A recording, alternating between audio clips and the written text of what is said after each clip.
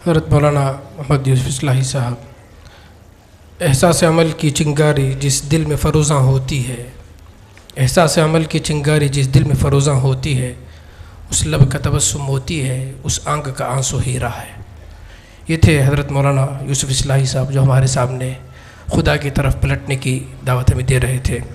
اب میں حضرت مولانا ریاض الرحمن صاحب رشادی، امام و خطیب سٹی جامع مسجد بنگلور سے گزارش کرتا ہوں کہ آپ اپنے پیغامات ہمارے نام فرمائیں۔ حضرت مولانا ریاض الرحمن رشادی صاحب۔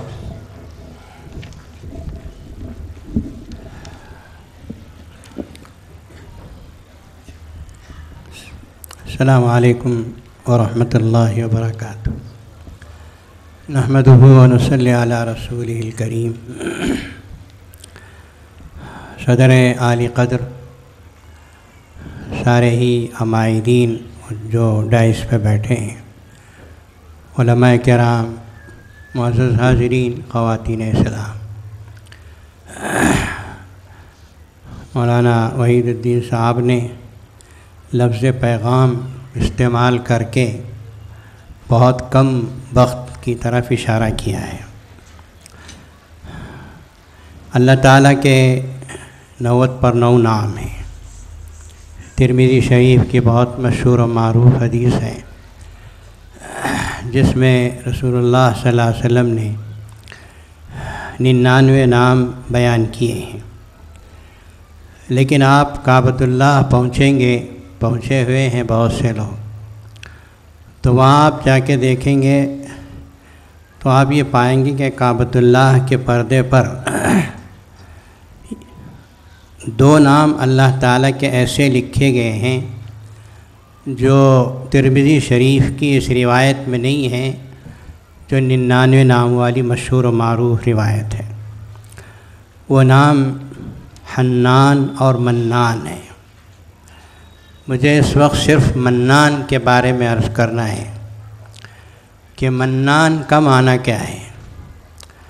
علماء نے لکھا ہے کہ منان کا معنی یہ ہے کہ وہ ذات جو اپنے بندے کو روٹنے نہ دے، پلٹ کے آنے کی طرف مجبور کرے، یا یوں سمجھیے آپ کا عنوان ہے رجوع اللہ۔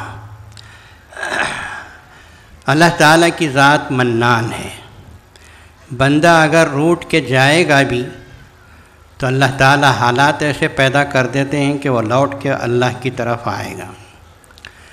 کبھی اس کو تکلیف دیتے ہیں، کبھی بیماری میں مبتلا کرتے ہیں، کبھی بھوک و پیاس لگاتے ہیں، کبھی نعمتیں دیتے ہیں۔ مختلف طبیعت والے انسان ہیں تو مختلف انداز استعمال فرماتے ہیں، اور ہمارا منان اللہ ہم کو اس کی طرف پلٹنے کی طرف مجبور کرتا ہے۔ یہی وجہ ہے کہ کمیونسٹ ذہن رکھنے والے شخص کو بھی میں نے دیکھا ہے کہ جب اسے سخت ترین تکلیف آتی ہے تو وہ کراہتے ہوئے اللہ کہتا ہے۔ ہم نے پوچھا تم تو اللہ کو مانتے نہیں یار؟ اس نے کہا کہ یہ نام تو بڑی مجبوری میں زبان سے نکل گیا۔ علماء نے لکھا ہے کہ ایک بوڑھا تھا، 90 سال کی عمر میں تک بڑی تندہی سے اس نے اپنے صنم کو پوجا، یا صنم کہتا تھا، لیکن ایک مرتبہ رات کے 3 بجے اونگتے اونگتے اس کی زبان سے یا صمد نکل گیا۔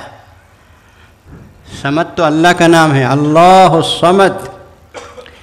تو اللہ نے کہا لبیک یا عبدی، اے بندے میں حاضر ہوں۔ فرشتوں نے پوچھا یا اللہ اس نے تو 90 سال صنم کو پکارا اور اب یہ صمد کہہ رہا ہے، آپ اسے ترجیح دے رہے ہیں؟ کہا کہ میں اپنے بندے سے غافل نہیں ہوں، وہ پلٹے گا تو میں اسے اپنی رحمت کی آغوش میں لے لوں۔ حاضرین، ہارون الرشید کے پاس ایک دیہاتی کچھ مانگنے کے لیے آیا۔ ہارون الرشید کتنا بڑا بادشاہ ہے، اس کی ایک جھلک آپ کے اس ایگزیبیشن میں نے دیکھا، جہاں خیر اب یہ ہارون الرشید کے پاس دیہاتی آیا اور آ کے کہنے لگا دربان نے اس کو روکا، کہاں ہیں خلیفہ وہ؟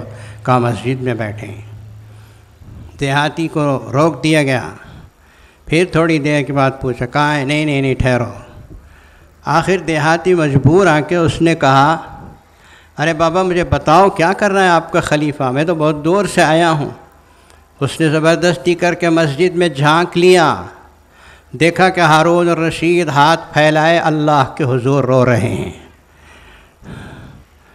دربان سے پوچھا، یہ کیا کر رہے ہیں خلیفہ؟ کہا اللہ سے مانگ رہے ہیں۔ دیہاتی بڑا سمجھدار تھا، اس نے کہا یہ خود جب اللہ سے مانگ رہا تو میں اس سے کیوں مانگوں، میں بھی اللہ سے مانگ لوں گا۔ حاضرین، یہ رجوع اللہ کا عنوان بہت عجیب، بہت پیارا عنوان ہے۔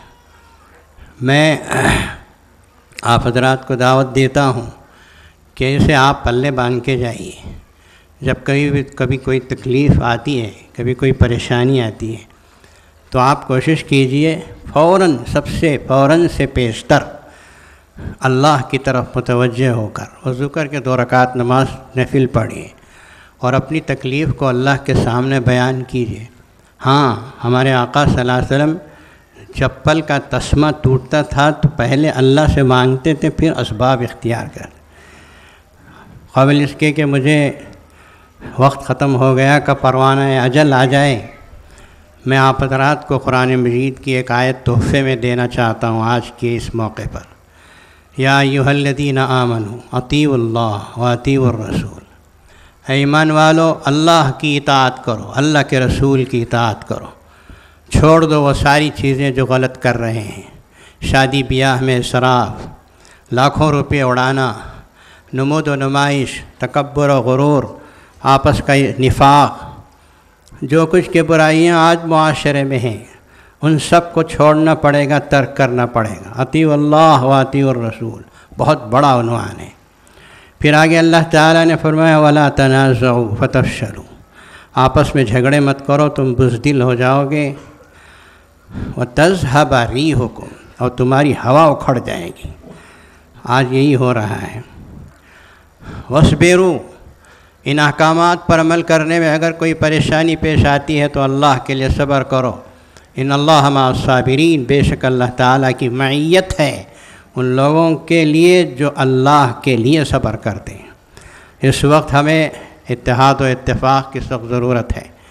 جو لوگ اسلام قبول کرتے ہیں اور برادران وطن جو اسلام کی حق کی روشنی دیکھ کر آتے ہیں، اور جب اسلام میں دیکھتے ہیں کہ مختلف قسم کی ہمارے پارٹیاں آپس میں دست و گریباں ہیں، تو وہ یہ پوچھنے پہ مجبور ہو جاتے ہیں کہ تمہارا قرآن کون سا قرآن ہے، کون سی فرقے کا قرآن ہے۔ یہ حامد محسن بیٹھے، انہوں نے قرآن مجید کی تقسیم شروع کی۔ میں یہ کہا کرتا ہوں کہ جماعت اسلامی ہند اپنے بہت سے کارناموں پہ فخر کر سکتی ہے، اس میں سے ایک سلام سینٹر کا قیام بھی ہے، جہاں سے برادران وطن کو ہندوستان کے کونے کونے تک ہزاروں قرآن پہنچ چکے، پڑھے لکھے لوگوں تک پہنچ چکے۔ اور اب وہ لوگ قرآن پڑھ کے آتے ہیں، تھوڑے معلومات ہوتے ہیں، یہ پوچھتے ہیں کہ آپ کون سا قرآن تقسیم کر رہے ہیں، بریلوی کا، شیعہ کا؟ بابا ہمارا قرآن تو ایک ہی ہے، ایک اللہ پاک کا کلام ہے۔ ہم میں سے تھوڑی بہت غلطیاں اتفاق کی نہ ہونے کی وجہ سے ہو گئی ہیں، اس کی وجہ سے برادران وطن یہی سوال اٹھاتے ہیں۔ اس وقت ہماری صفوں میں انتشار کے بجائے اتفاق لانے، اللہ اور اللہ کے رسول کی طرف لوٹنے کی سخت ضرورت ہے۔ السلام علیکم ورحمۃ اللہ۔